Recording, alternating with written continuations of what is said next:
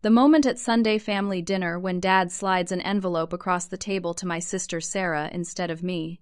His words echo in the dining room. "We gave your wedding fund to your sister. She deserves a real wedding." Mom nods in agreement while Sarah beams triumphantly. I sit frozen, my fiancé Marcus beside me, as 23 years of being the overlooked daughter crashes down on me. The $10,000 I'd been counting on for 6 months gone. Sarah's smug smile tells me this was planned. I don't cry. I just look at Marcus. The silence stretches across our childhood dining room table, the same oak surface where I'd done homework while Sarah got help with her college applications. Dad clears his throat and leans back in his chair, the leather creaking under his weight. Hez wearing that expression I know so well, the one that says Hez about to deliver a lecture disguised as wisdom. "Shelby, you have to understand our position here," he begins, his voice taking on that condescending tone I've heard my entire life. Sarah graduated summa cum laude from Northwestern University. She's worked incredibly hard to build her career. Sarah straightens in her chair, practically glowing under Dad's praise. She's wearing a cream-colored blazer that probably cost more than I make in 2 weeks, her hair perfectly styled in that effortless way that actually takes an hour to achieve. Everything about her screams success, from her manicured nails to her designer watch. She's a marketing executive at Henderson Global. Mom chimes in, setting down her coffee cup with unnecessary force. "A Fortune 500 company, Shelby. Do you realize what an accomplishment that is?" I do realize. I've heard about Sarah's achievements approximately 15,000 times since she started working there 3 years ago. Every family gathering becomes a recitation of her latest promotion, her impressive salary increases, her corner office with the city view, and Bradley. Dad continues, gesturing towards Sarah's fiancé who sits smugly beside her. Comes from the Morrison family. We've known them for years. Solid people. Has a certified public accountant with his own practice. Bradley Morrison III, to be exact. 3rd generation of Morrison men to work in accounting, as he never fails to mention. Hess wearing a navy suit even for Sunday dinner, his receding hairline making him look older than his 28 years. The kind of man who probably irons his underwear and keeps spreadsheets for his personal expenses. "Now, let's look at your situation," Dad says, and I feel my stomach clench. Here it comes. "The comparison I've been dreading but knew was inevitable. You went to Riverside Community College?" he states, as if the words themselves are disappointing. Nothing wrong with that, mind you, but it's not the same level of achievement. You're working as a freelance graphic designer, living in that little apartment downtown. That little apartment happens to be a charming 1-bedroom loft that I've decorated myself and absolutely love, but pointing that out won't help my case. I can feel Marcus' hand find mine under the table, his fingers intertwining with mine in a gesture of support that almost breaks my composure. "Marcus seems like a nice enough young man," Mom says, glancing at my fiancé with polite but distant appreciation. "But we don't really know what he does for work. Has always so vague when we ask about his job." I turn to look at Marcus, realizing for the first time that my family might have a point. In the 2 years we've been together, he's always said he works in technology when people ask. You've never pressed him for details because he seemed uncomfortable discussing work, and I respected his privacy. Now I'm wondering if there's more to his reluctance than simple modesty. "The truth is, sweetheart," Dad continues, his voice softening in that way that makes his words hurt even more. "We've watched you struggle financially. You've asked for help with rent more than once this year. We don't want to throw good money after bad." The phrase hits me like a physical blow. Throw good money after bad. As if my entire life, my relationship, my happiness is nothing more than a poor investment strategy. Sarah leans forward, her engagement ring catching the light from the chandelier above. It's a 2-carat princess cut that Bradley presented to her at the country club in front of half the town. The proposal made the society pages of our local newspaper. "I've always been responsible with money," she says, her voice carrying that particular blend of superiority and false concern that she's perfected over the years. "I have a savings account, a retirement plan, a solid credit score. I've never had to ask Mom and Dad for help with basic living expenses." The implication hangs in the air like smoke. I'm the irresponsible one, the daughter who can't manage her finances, who chose a creative career over stability, who fell in love with a man whose job description consists of 2 vague words. Sarah's wedding is going to be an investment in her future, Mom explains, reaching over to squeeze my sister's hand.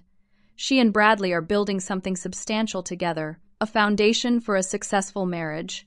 What about my foundation? I ask quietly, my voice barely above a whisper. Dad sighs heavily, the sound filled with decades of disappointment. Honey, your foundation is shaky at best. You're barely making ends meet. We want to help you succeed, but enabling financial irresponsibility isn't helping anyone. I think about all the times they've helped Sarah over the years. The brand new Honda Civic for her 16th birthday while I got Dad's 10-year-old pickup truck. The full college tuition payment while I took out student loans for community college.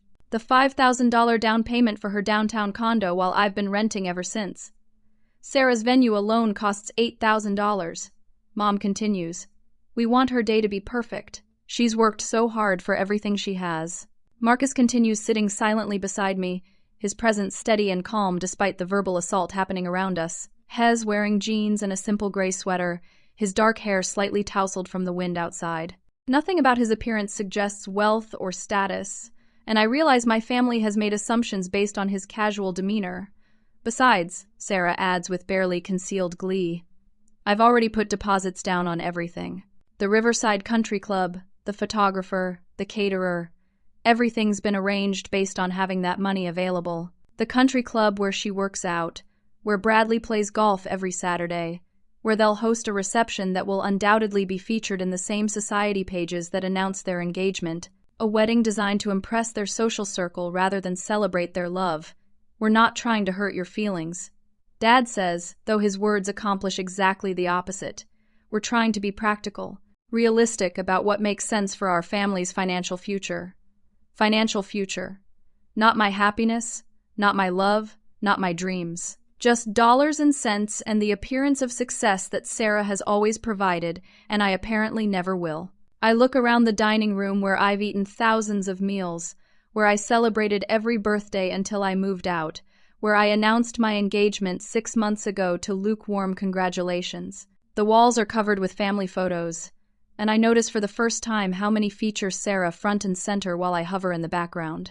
Marcus squeezes my hand gently, and I realize he's been absorbing every word, every insult, every casual dismissal of our relationship and my worth as a daughter. His expression remains neutral, but I can sense something building beneath the surface.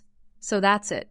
I finally ask, 23 years of being your daughter, and this is how little my happiness means to you. Don't be dramatic, Mom says with an exasperated sigh. This isn't about love or happiness. It's about being sensible with our money. Sensible. Another word that feels like a slap. Nothing about me has ever been sensible enough for them. Not my career choice, not my living situation, not my fiancé, not my dreams. The envelope containing my wedding fund sits in front of Sarah like a trophy, and I can see her fingers drumming against the table in barely contained excitement. She's won again, just like she always does. Marcus finally stands up slowly, his chair scraping against the hardwood floor with deliberate precision. The sound cuts through the tension like a blade, and suddenly everyone's attention shifts to him. He reaches into his back pocket and pulls out his phone, his movements calm and measured. Should I tell them what I do for a living? He asks, but he's looking directly at me, not at my family. The question hangs in the air, and I realize with a jolt of surprise that I don't actually know the answer. In 2 years of dating, I've never pressed him for specifics about his work. He always said he worked in technology, and when I asked follow-up questions, he'd change the subject or give vague answers about software development and business solutions. What do you mean? I ask, my voice uncertain. Marcus turns his phone screen toward the table, and I see a professional website with clean lines and modern design. At the top, in bold letters, it reads Cloud Vault Solutions, and prominently displayed is a photograph of Marcus in a Navy business suit, looking nothing like the casually dressed man standing beside me. Founder and Chief Executive Officer, he says simply, his voice carrying a confidence I've never heard before. I built a data security company from scratch. The words hit the dining room like a bomb. Sarah's face goes completely white, her mouth opening and closing like a fish out of water. Dad's coffee cup freezes halfway to his lips, and Mom actually drops her fork with a clatter that seems unnaturally loud in the sudden silence. I started Cloud Vault in my garage 5 years ago, Marcus continues, his voice steady and matter-of-fact. We provide cybersecurity solutions for major corporations, protecting their sensitive data from hackers and security breaches. He scrolls through his phone, showing us page after page of information. Employee profiles, company achievements, news articles featuring his business. I see photos of Marcus shaking hands with executives in boardrooms, speaking at technology conferences, accepting awards for innovation in cybersecurity. We currently employ 237 people across 4 office locations, he says, his tone remaining conversational despite the magnitude of what he's revealing. Dallas, Atlanta, Denver, and our headquarters here in Austin. Bradley's face has gone from smug superiority to slack-jawed disbelief. His accounting practice suddenly seems very small in comparison to a multi-office technology corporation. Last month, we went public. Marcus continues, swiping to show a Forbes article with his photograph prominently featured. The company is currently valued at $47 million. I feel like the floor has dropped out from under me. $47 million. The man I've been sharing a bed with for 2 years. The man who drives a 7-year-old Honda Accord and shops at Target owns a company worth $47 million. Why didn't you ever tell me? I whisper, my voice barely audible. Marcus turns to me, his expression softening for the first time since this conversation began. Because I wanted to make absolutely sure you loved me for who I am, not for what I have. I've seen too many relationships destroyed by money and expectations. Dad starts making stuttering sounds, trying to form words that won't come. His earlier comments about Marcus being vague about his job now sound incredibly foolish, and I can see the realization dawning on his face. But you drive a Honda, Sarah says weakly, as if this fact somehow negates everything Marcus has just revealed. I drive a Honda because it's reliable and efficient. Marcus replies with a slight smile. I dress casually because I'm comfortable. I don't need expensive clothes or flashy cars to validate my success. He pulls up another screen on his phone, showing a news article from the Austin Business Journal. The headline reads, Local Tech CEO named Entrepreneur of the Year. And there's Marcus again, this time holding a Crystal Award and standing next to the mayor. You've probably seen our commercials, he says to my parents. Cloud Vault, protecting your digital future. We sponsor the Austin FC soccer team. Mom's face crumples as she recognizes the company name. Their commercials run constantly during the evening news, featuring sleek graphics and testimonials from satisfied corporate clients. The business they've been watching advertised for months belongs to my boyfriend. I've been keeping a low profile because I wanted our relationship to develop naturally, Marcus explains, his attention focused entirely on me. Too many people change when they find out about money. They start seeing dollar signs instead of the person. Bradley clears his throat nervously, clearly uncomfortable with how this revelation shifts the entire power dynamic of the evening. What exactly does your company do? He asks, his voice strained. We prevent data breaches, Marcus explains patiently. When hackers try to steal customer information, employee records, financial data, trade secrets, we stop them. Our software creates multiple layers of security that adapt in real time to new threats. He shows us client testimonials from companies I recognize immediately. Major banks, hospital systems, retail chains, technology firms. The scope of his business influence is staggering. The demand for cybersecurity has exploded over the past few years. Marcus continues. Every business needs protection, and the threats are constantly evolving.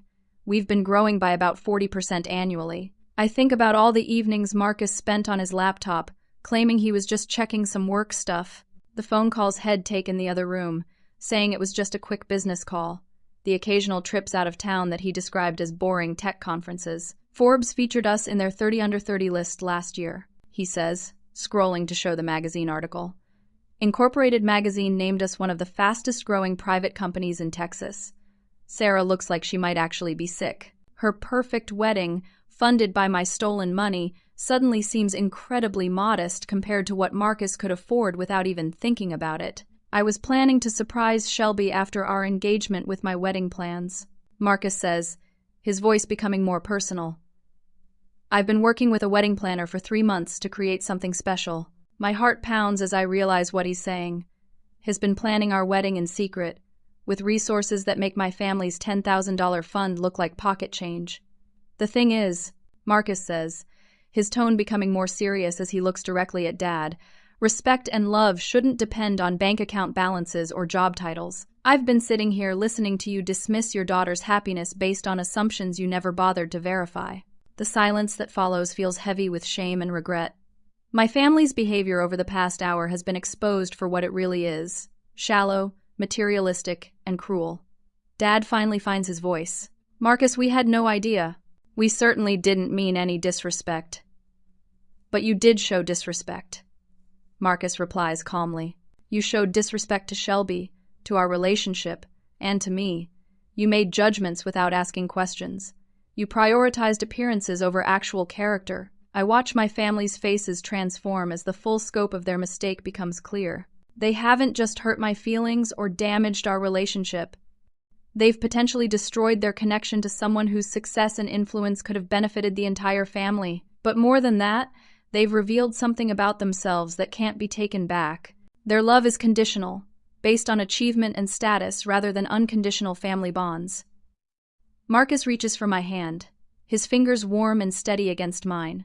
The question now is whether we can move forward from here, knowing what we all know about each other's true priorities. Dad immediately lurches forward in his chair, nearly knocking over his water glass in his haste to speak. The confidence and authority he possessed just minutes ago has evaporated completely, replaced by a desperate, scrambling energy that makes him look older and smaller.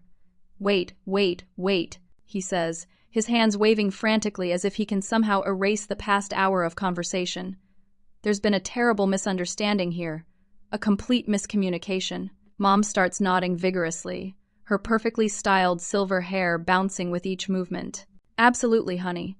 We never meant to imply that your relationship wasn't valuable. We were just trying to be practical with our finances. I watched this sudden reversal with a mixture of disgust and fascination. 20 minutes ago, they were lecturing me about being irresponsible and Marcus about being unsuccessful. Now they're backtracking so fast they might give themselves whiplash. We could work something out, Dad continues, his voice taking on a pleading quality I've never heard before. Maybe we could split the money between both girls. That would be fair, right? $5,000 each. Sarah's reaction is immediate and explosive. Her face flushes bright red, and she slams her palm down on the table hard enough to make the dishes jump. Absolutely not! That money was given to me. I'm not giving it back. Sarah, sweetheart, Mom says in that soothing tone she uses when she's trying to manage a crisis, maybe we should discuss this as a family. There's nothing to discuss. Sarah snaps, her voice rising to a pitch that makes everyone wince. I've already put deposits down on everything. The venue, the caterer, the photographer. I've made commitments based on having that money available. Bradley shifts uncomfortably in his chair, clearly recognizing that his fiancé's behavior is making the situation worse. Sarah, maybe we should consider what's best for the whole family. Don't you dare take their side. Sarah whirls on him, her perfectly applied makeup starting to crack under the strain of her emotions. You were sitting right here nodding along when they explained why I deserved this money more than her. The accuracy of her statement hangs in the air like an accusation. Bradley did nod along, did agree with their reasoning, did seem perfectly comfortable with their decision to favor Sarah over me. Marcus remains standing, his posture relaxed but alert, has watching this family meltdown with the detached interest of someone observing a fascinating but unfortunate social experiment. We could take out a loan, Mom suggests desperately, her voice cracking slightly. A home equity loan. We could fund both weddings that way. That's very generous, Marcus says politely, but completely unnecessary. I can handle our wedding expenses. His calm response only seems to increase my family's panic. Dad starts calculating out loud, muttering about interest rates and monthly payments, trying to figure out how to undo the damage they've created. I finally speak up, my voice cutting through their frantic planning. Do you want to know what the worst part of this is? Everyone turns to look at me, and I realize I have their complete attention for the first time in years. Not because of an achievement or an accomplishment, but because I finally have something they want, access to Marcus and his success. The worst part is that this has nothing to do with money, I continue. my voice growing stronger with each word. This is about 23 years of being treated like the consolation prize daughter, the backup child, the one who's never quite good enough. I stand up, my legs surprisingly steady despite the emotional earthquake happening inside me. Do you remember my college graduation from Riverside Community College? Sarah had a dinner party that same weekend for her promotion, and you missed my ceremony. Mom's face crumples. Shelby? We explained that. Sarah's dinner was already planned, and we thought you'd understand. What about my 21st birthday? I ask, my voice gaining momentum. You took me to dinner at Applebee's. Sarah's 21st birthday got a surprise party at the country club with 50 guests. Dad starts to protest, but I hold up my hand to stop him. When I got my first freelance contract with Morrison Industries, you congratulated me for 30 seconds before launching into a 10-minute speech about Sarah's latest client acquisition. The room falls silent as my family realizes I've been keeping score all these years, cataloging every slight, every disappointment, every moment when they chose Sarah over me. Sarah's expression shifts from anger to something approaching guilt. Shelby, I never asked for special treatment. You didn't have to ask, I reply. It was freely given, always, without question. And when you needed wedding money, it never occurred to anyone to consider that maybe, just maybe, both daughters deserved equal support. Marcus places a gentle hand on my shoulder, a silent gesture of support that gives me strength to continue. You want to know why I never told you about my struggles? I ask, looking directly at Dad. Because every time I've ever needed help, it came with a lecture about Sarah's superior life choices. Every single time. Mom starts crying, delicate tears that don't mess up her makeup. We were trying to encourage you to be more like Sarah, to make better decisions. Better according to who? I ask. I love my job. I love my life. I love my apartment and my independence and my relationship with Marcus. But none of that mattered to you because it didn't look like Sarah's version of success. Bradley clears his throat nervously. Maybe we should all take a step back here. This is getting very emotional. Marcus turns to look at Bradley with an expression of mild curiosity. Actually, I'm finding this very educational. I'm learning a lot about family dynamics and value systems. The comment makes Bradley flush uncomfortably, as if he's just realized he's being evaluated and found wanting. Dad pulls Mom aside, and they huddle together in the corner of the dining room, whispering frantically. I catch fragments of their conversation, phrases like damage control and fix this somehow, and what if he tells people?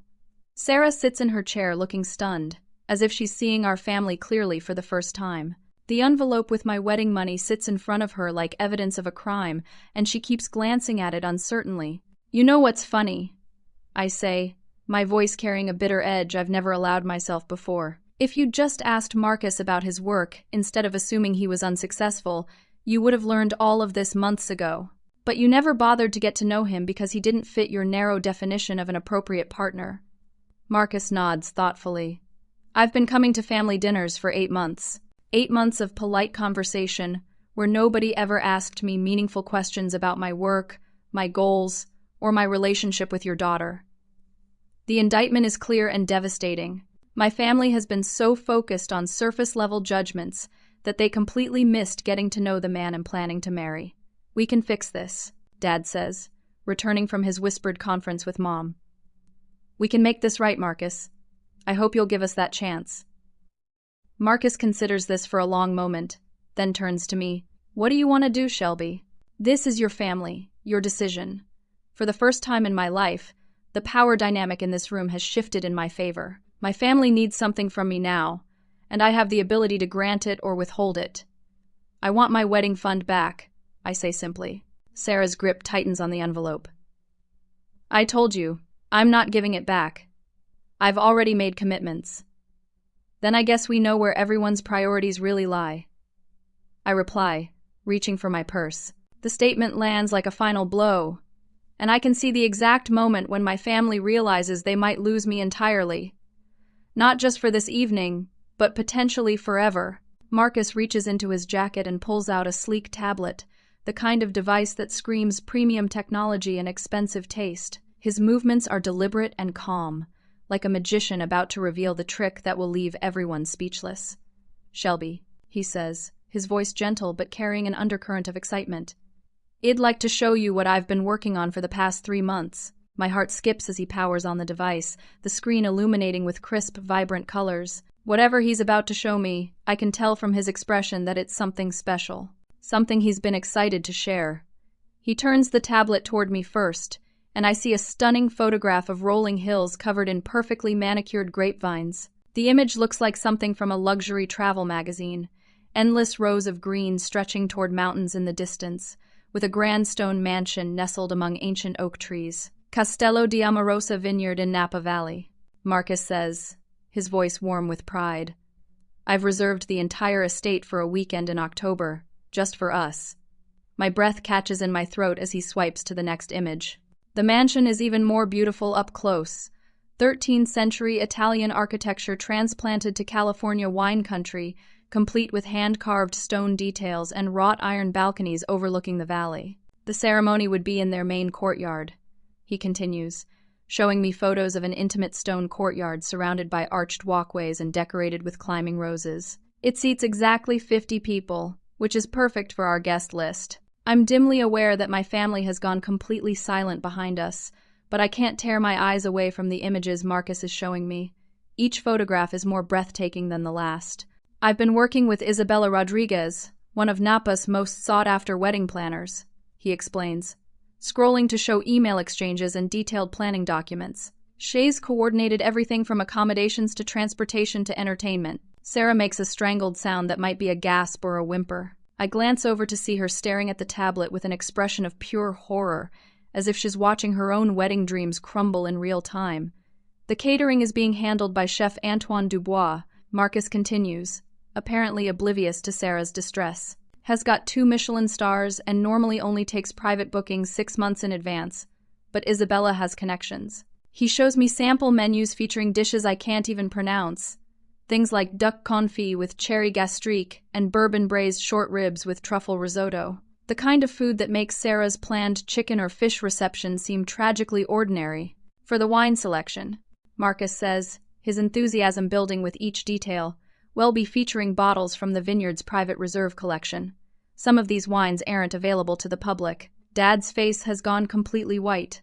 I realize he's doing mental math, trying to calculate what this level of luxury must cost, and coming up with numbers that probably exceed his annual salary. The photography package includes engagement sessions, full wedding day coverage, and a custom-designed album.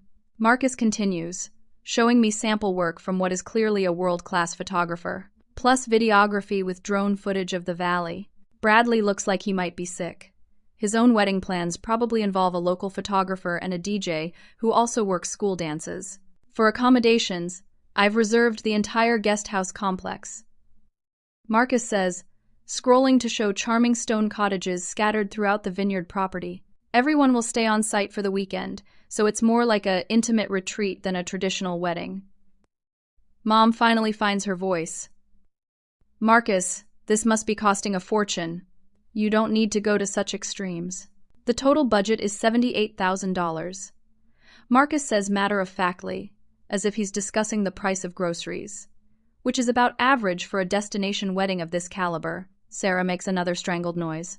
$78,000 is almost 8 times what my parents were planning to give me for my entire wedding. Transportation includes a luxury coach for guests traveling from Austin. Marcus continues, plus helicopter transfers for the bride and groom on the wedding day. Isabella thought it would make for dramatic photography. Helicopter transfers. I'm getting married at a castle and arriving by helicopter. The absurdity and romance of it makes me want to laugh and cry simultaneously. The entertainment features a live string quartet for the ceremony and cocktail hour, he says, showing me videos of the musicians performing at other high-end events. Then a jazz trio for dinner, and a DJ for dancing afterward. He pauses, looking directly at me with an expression of vulnerability I've rarely seen from him. I wanted our wedding to be something magical, something that reflects how special our relationship is to me. I realize I'm crying, but they're tears of overwhelming gratitude and love rather than the hurt and betrayal I felt earlier. This man has been secretly planning the wedding of my dreams while my family was questioning whether I deserved their modest support. The flower arrangements are being designed by the same florist who did the royal wedding in Monaco last year. Marcus continues, showing me elaborate bouquets and centerpieces that look like art installations. Sarah's perfectly composed facade finally cracks completely. "This isn't fair," she whispers, her voice breaking. "I was supposed to have the better wedding. I was supposed to be the daughter with the perfect life." The statement reveals so much about her mindset, about the competition that has defined our relationship for our entire lives. In Sarah's world, there can only be one winner, one daughter who gets the fairy tale ending. "Love isn't a competition, Sarah," Marcus says gently, his tone more compassionate than she deserves. "Success isn't about having a bigger wedding than someone else." Dad appears to be having some kind of breakdown, staring at the tablet screen with glazed eyes. $78,000, he keeps repeating under his breath, as if saying the number will help him process its magnitude. The wedding cake is being designed by the same pastry chef who creates desserts for the French Laundry. Marcus adds, showing me sketches of an elaborate 5-tier creation that looks more like sculpture than food. Bradley finally speaks up, his voice strained with barely concealed panic. "Sarah, honey, maybe we should reconsider our plans. Maybe we should postpone until we can afford something more comparable." "With what money?" Sarah snaps, her composure completely shattered. "You heard them. They're not giving us anything now. Your family already said they can't contribute more than $2,000. The revelation that Bradley's family contribution is so modest adds another layer of humiliation to Sarah's situation. Her perfect wedding is falling apart in real time. The honeymoon is 2 weeks in the Seychelles. Marcus continues, apparently determined to share every detail of his elaborate planning. Private villa, personal chef, helicopter tours of the islands. I look around the room at my family's faces and see a mixture of awe, regret, and panic. They're realizing that their $10,000 wedding fund wasn't just inadequate, it was insulting compared to what Marcus had planned to provide. But more than that, they're seeing the consequences of their assumptions and prejudices played out in real time. They judged Marcus based on his appearance and casual demeanor, and they were catastrophically wrong. The man they dismissed as unsuccessful and vague has been planning a wedding that will probably be featured in luxury lifestyle magazines. The daughter they considered a disappointment is about to become the bride in what sounds like a fairy tale. "Marcus," I whisper, my voice thick with emotion, "this is the most incredible thing anyone has ever done for me." He closes the tablet and takes my hands in his expression serious and loving. "You deserve to be celebrated, Shelby. You deserve to have people recognize how amazing you are. If your family can't see that, then we'll surround ourselves with people who can." The statement is both a declaration of love and a subtle threat. Hez offering me a life beyond this room, beyond the dynamics that have held me back for years. My family is beginning to understand that they're not just losing a daughter, they're losing access to a world of influence and success that they can't even imagine. Marcus pauses thoughtfully, his head tilting slightly as if a memory has just surfaced. He looks directly at Sarah, and there's something in his expression that makes everyone lean forward slightly. "Sarah, you mentioned that you work at Henderson Global," he says, his voice carrying a new note of interest. "What department are you in again?" Sarah straightens proudly, apparently grateful for a chance to redirect attention to her professional achievements. "Marketing and corporate communications. I'm the senior account director for their technology sector clients." "Henderson Global," Marcus repeats slowly, pulling his phone back out. That name is very familiar. He scrolls through his contacts and recent emails, his expression growing more thoughtful by the second. The rest of us wait in silence, sensing that something significant is about to unfold. "Here it is," Marcus says, turning his phone screen toward the table. "Cloud Vault Solutions has a comprehensive cybersecurity contract with Henderson Global. We've been protecting their corporate data systems for the past 18 months. The color drains from Sarah's face so quickly I worry she might actually faint. Her mouth opens and closes several times, but no sound comes out. "The contract is worth $2.3 million annually." Marcus continues, his tone remaining conversational despite the bombshell he's just dropped. "We provide security for their customer databases, employee records, financial systems, and proprietary research data." Bradley grabs Sarah's arm, his own face going pale as he realizes the implications. "Sarah, honey, maybe we should. It's one of our larger accounts," Marcus says, scrolling through what appears to be a detailed contract summary. "I work directly with their chief technology officer, Robert Henderson, and their vice president of operations, Linda Chen. Sarah finally manages to speak, her voice barely above a whisper. You know my bosses. I had dinner with Robert and Linda just last week. Marcus replies casually. We were discussing expanding our services to include their new overseas offices. Lovely people, very professional. The irony of the situation is staggering.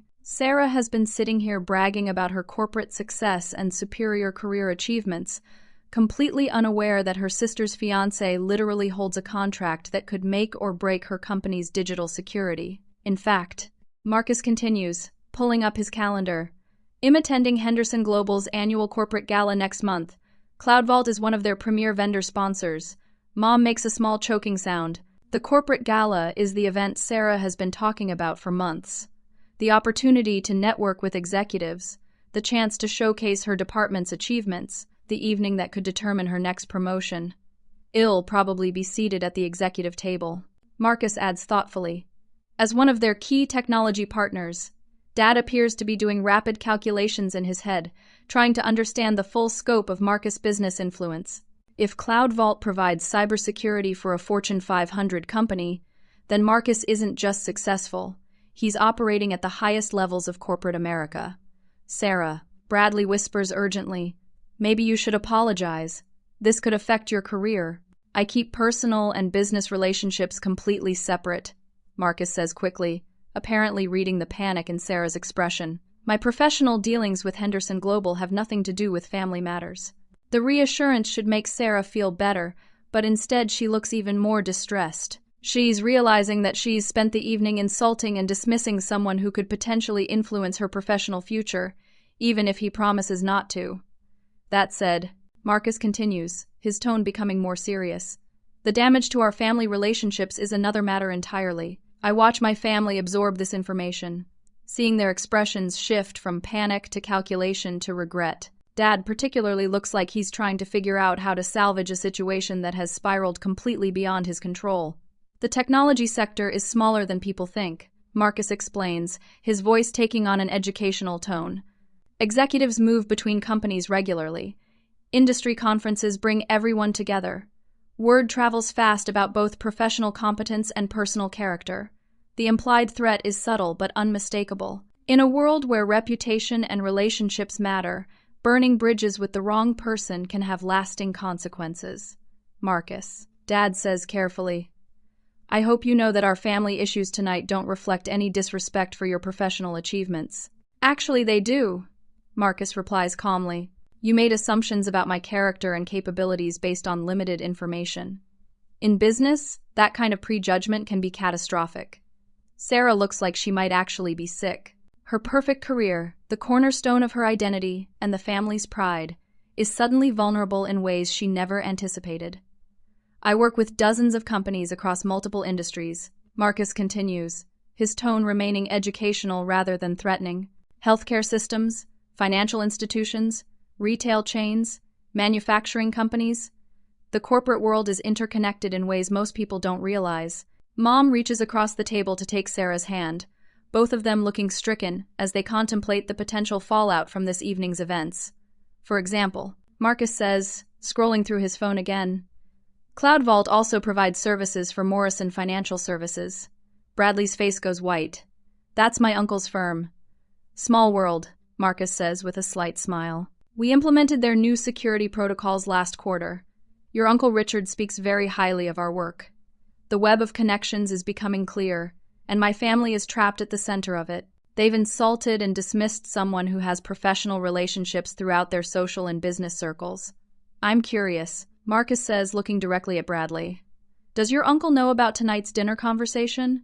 About how your family views financial responsibility and professional success? Of course not, Bradley stammers. This is a private family matter. Private family matters have a way of becoming public knowledge, Marcus observes, especially in small communities where everyone knows everyone else.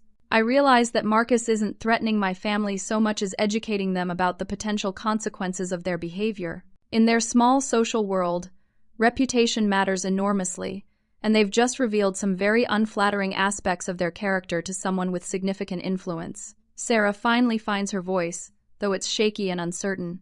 Marcus, I hope you understand that I was just supporting my parents' decision.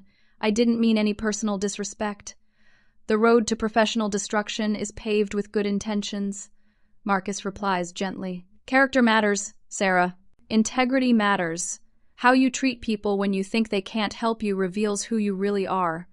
The lesson is clear and devastating. My family treated Marcus poorly because they thought he was unsuccessful and insignificant. Now they're discovering that their judgment was not only wrong, but potentially damaging to their own interests. Dad clears his throat nervously. Marcus, I hope we can put this evening behind us and move forward as a family.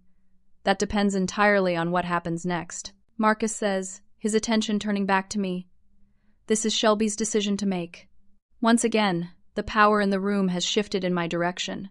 My family's future relationship with Marcus, and potentially their standing in their small social world, depends on how I choose to respond to their treatment of me. But more than that, they're learning that actions have consequences, and assumptions can be dangerous.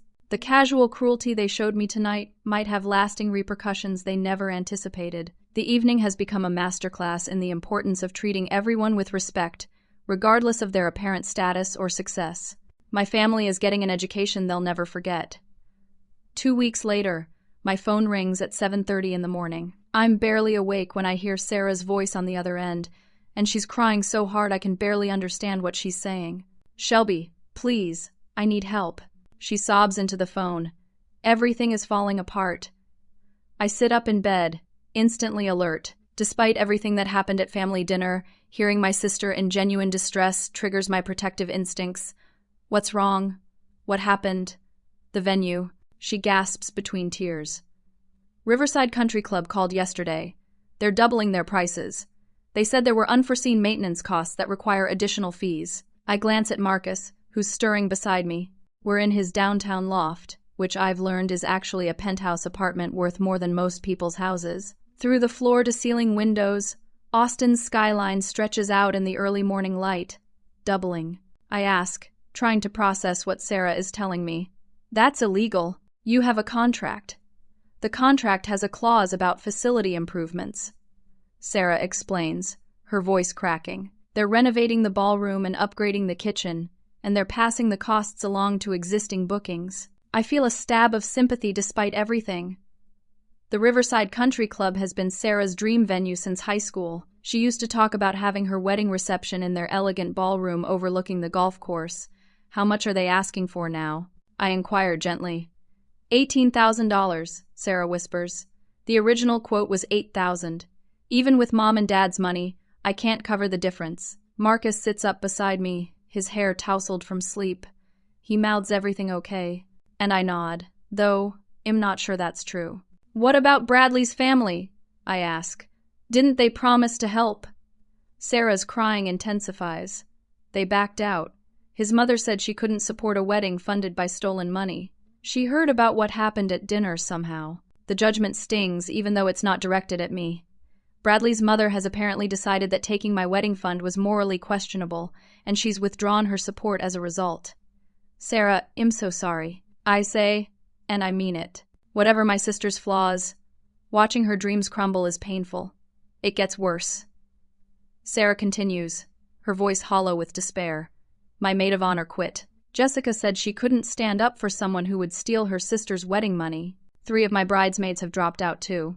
I close my eyes, imagining the social fallout Sarah must be experiencing.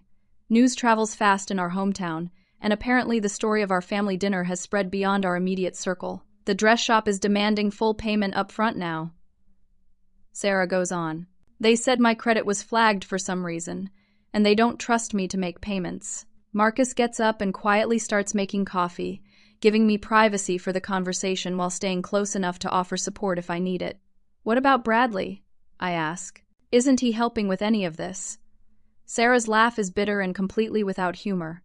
Bradley is having second thoughts about everything. He said maybe we should postpone the wedding until our finances are more stable. The irony is devastating. Sarah's fiancé, who was so smugly confident about their superior relationship just 2 weeks ago, is now questioning their entire future based on financial stress. The photographer canceled yesterday, Sarah continues. She said she couldn't fit us in anymore, but I think she just doesn't want to be associated with the drama. I lean back against the headboard, trying to process the complete collapse of Sarah's wedding plans. Everything that seemed so secure and well-planned has unraveled in a matter of days. My boss called me in for a meeting. Sarah adds quietly. Someone in HR heard rumors about family issues affecting my professional judgment. They wanted to make sure there weren't any ethical concerns. My stomach drops. Marcus' prediction about reputation and professional consequences is coming true faster than any of us anticipated. What did you tell them? I ask. I said it was a private family matter. Sarah replies, but they seemed concerned about my stress levels affecting my work performance. I think they're watching me now. The cascade of consequences continues. Sarah's personal drama is affecting her professional life, which adds financial stress to an already overwhelming situation. The caterer wants to meet this week to discuss payment concerns. Sarah goes on. I think they're going to cancel too. I look across the room at Marcus, who's preparing breakfast with the casual efficiency of someone whose life is organized and under control. The contrast between his stability and my family's chaos is stark. Mom and Dad tried to help, Sarah says. They looked into taking out a home equity loan, but the bank said their debt-to-income ratio is too high. They can't qualify for additional financing.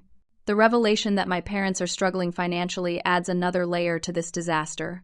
Their decision to give away my wedding fund wasn't just favoritism. It might have been their last available resource. Sarah, I say gently, maybe you should consider scaling back the wedding, having something smaller and more intimate.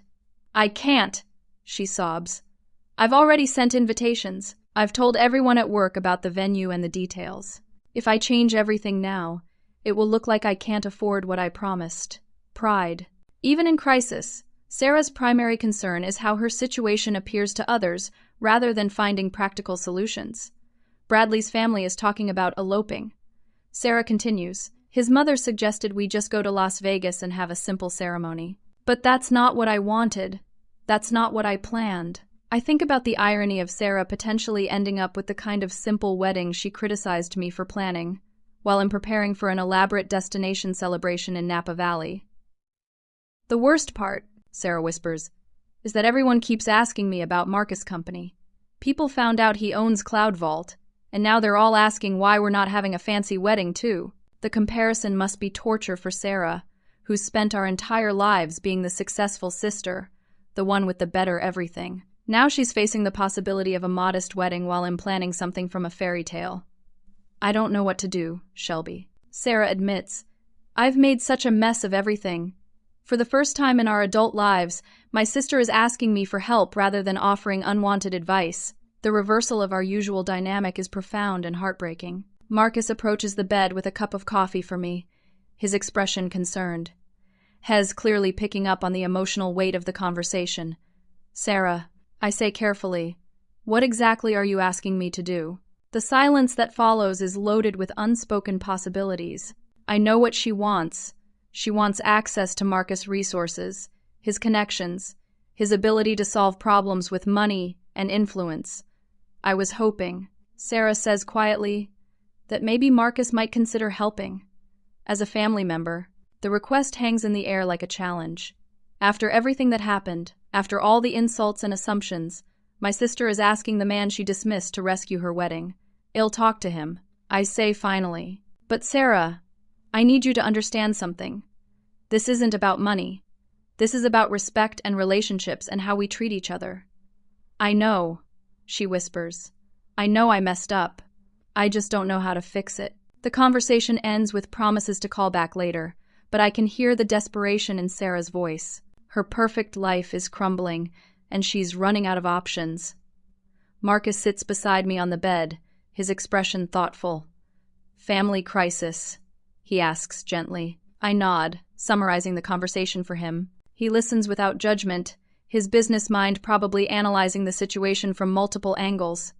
What do you want to do? He asks, when I finish. The question puts the power in my hands once again. I have the ability to help or not help, to extend grace or enforce consequences. The decision will define not just my relationship with Sarah, but the kind of person I choose to be in response to crisis. Marcus and I have our wedding on a perfect October afternoon in Napa Valley, surrounded by rolling vineyards and unseasonably warm sunshine. The ceremony takes place in the stone courtyard of the Castello di Amorosa, exactly as Marcus planned, with 50 of our closest friends and family members witnessing our vows. I wear a dress that cost more than Sarah's entire original wedding budget, custom designed by a seamstress who usually works for Hollywood celebrities. Marcus looks devastatingly handsome in a charcoal gray suit that was tailored specifically for him in Italy. When the minister pronounces us husband and wife, the string quartet plays Pachelbel's canon, while white doves are released into the afternoon sky. The reception is everything Marcus promised and more. Chef Dubois creates culinary magic that has our guests talking for months afterward. The wine flows freely from the vineyard's private collection, and the jazz trio provides the perfect soundtrack for dancing under strings of lights as the sun sets behind the mountains. Our wedding photos are stunning enough to grace the pages of a luxury lifestyle magazine, which they eventually do when Town & Country features our celebration as one of the most beautiful destination weddings of the year. The article mentions Marcus' business success and describes our love story as a modern fairy tale of genuine connection triumphing over superficial judgments. Sarah's wedding takes place 2 months later in the community center attached to their church. The venue is clean and functional but lacks the elegance she originally dreamed of. Her dress comes from a department store rather than a boutique, and the flowers are simple arrangements of seasonal blooms rather than elaborate artistic creations. Only 37 people attend, including immediate family and a handful of friends who remained loyal despite the social drama. The reception features a buffet dinner of standard catering fare and a DJ who also works school dances and corporate events. It's a perfectly respectable celebration, but far from the grand affair Sarah had envisioned. Dad officiates the ceremony, having gotten ordained online specifically for the occasion. His speech about love and commitment carries genuine emotion, but there's an underlying sadness in his voice as he realizes how much damage the family's favoritism has caused over the years. 3 months after Sarah's wedding, Dad calls and asks if he can take me to lunch. We meet at a small cafe downtown, just the two of us, and for the first time in my adult life, he listens more than he talks. "I've been seeing a therapist," he tells me, stirring his coffee absently. "Your mother suggested it after everything that happened. She said we needed help understanding why we treated you so differently than Sarah. The admission surprises me. Dad has never been one for emotional introspection or professional counseling. The fact that he's seeking help suggests a genuine desire to change rather than simply managing a crisis. The therapist helped me realize that I was trying to live vicariously through Sarah's achievements." Dad continues, his voice heavy with regret. "I pushed my own unfulfilled ambitions onto her success, and I dismissed your accomplishments because they didn't match my narrow definition of achievement. We talk for 2 hours, and Dad apologizes not just for the wedding fund incident, but for years of subtle and not-so-subtle favoritism. He acknowledges specific instances I've carried in my heart for decades, validating feelings I'd started to think were overreactions or misunderstandings. "I'm proud of you, Shelby," he says as our lunch winds down. "I'm proud of your creativity, your independence, your ability to build a life that makes you happy. I should have told you that years ago. The words I've been waiting my entire life to hear finally come, and they mean more to me than any wedding fund ever could." Mom starts making deliberate efforts to treat Sarah and me equally, sending birthday cards with equal enthusiasm and asking about our lives with equal interest. She begins including Marcus in family conversations as a valued member rather than an outsider to be politely tolerated. The changes aren't perfect or immediate, but they're genuine and consistent. My parents are working to rebuild our relationship on a foundation of mutual respect rather than conditional approval based on achievements. Sarah and I have lunch 6 months after her wedding, and she looks different somehow. Less polished, less concerned with appearances, more genuinely relaxed than I've seen her in years. "Marriage is harder than I expected," she admits, picking at her salad. "Bradley and I are learning to live within our means instead of trying to impress everyone with what we can afford." She tells me about their modest apartment, their careful budgeting, their decision to focus on building a solid foundation rather than maintaining an image of success. The financial stress from the wedding disaster forced them to reassess their priorities and values. "I owe you an apology," Sarah says quietly. "Not just for the wedding money, but for years of competing with you instead of supporting you. I was so focused on being the successful sister that I forgot how to be a good sister." We cry together in the restaurant, releasing decades of rivalry and resentment. For the first time in our adult lives, we talk about building a relationship based on love and mutual support rather than comparison and competition. Your wedding was absolutely beautiful, Sarah adds. I saw the magazine article. You looked radiant, and Marcus looked at you like you were the most precious thing in the world. The compliment comes without bitterness or envy, just genuine happiness for my joy. It's a gift I never expected to receive from my sister. Bradley and Sarah's marriage survives the early financial struggles and actually becomes stronger as they learn to work together towards shared goals rather than individual achievements. They discover that their relationship works better when it's built on partnership rather than status.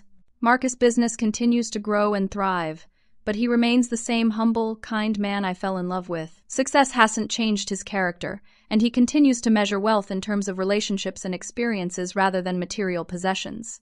2 years later, our family gathers for Sarah's birthday dinner, and the atmosphere is completely different from that disastrous Sunday when everything changed. Conversation flows naturally between all of us, with genuine interest in each other's lives and mutual respect for our different choices and paths.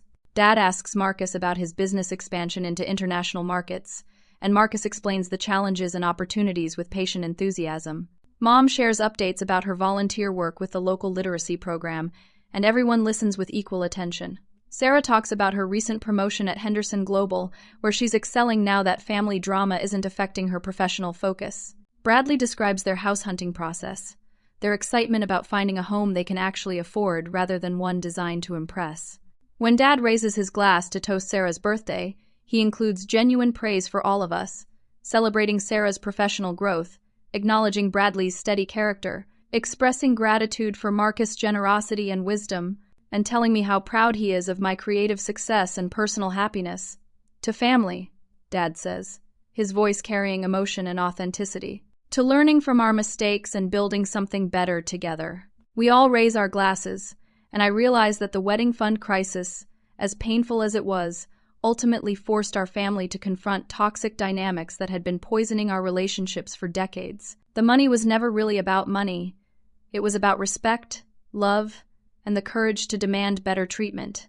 Marcus reaches for my hand under the table, his fingers intertwining with mine in the gesture of support and love that has sustained me through every challenge. We've built a marriage based on mutual respect, honest communication, and the understanding that true partnership means supporting each other's growth and happiness. The life lesson that emerges from our story is profound and lasting. Genuine wealth lies not in bank accounts or status symbols, but in authentic relationships built on respect, understanding, and unconditional love. True success means having the courage to stand up for yourself when you're being treated poorly, and the wisdom to recognize when people are genuinely trying to change and grow. Money can't buy respect, and achievements mean nothing if they come at the cost of family bonds. But when crisis forces everyone to examine their values and priorities, it's possible to rebuild relationships on stronger, healthier foundations. My family learned that assumptions and prejudices can be dangerous and costly. They discovered that treating people with dignity and respect isn't optional behavior reserved for those who appear successful or influential. Character matters more than credentials, and kindness should never depend on perceived status. I learned that my worth isn't determined by other people's opinions or approval, even when those people are family members I love deeply.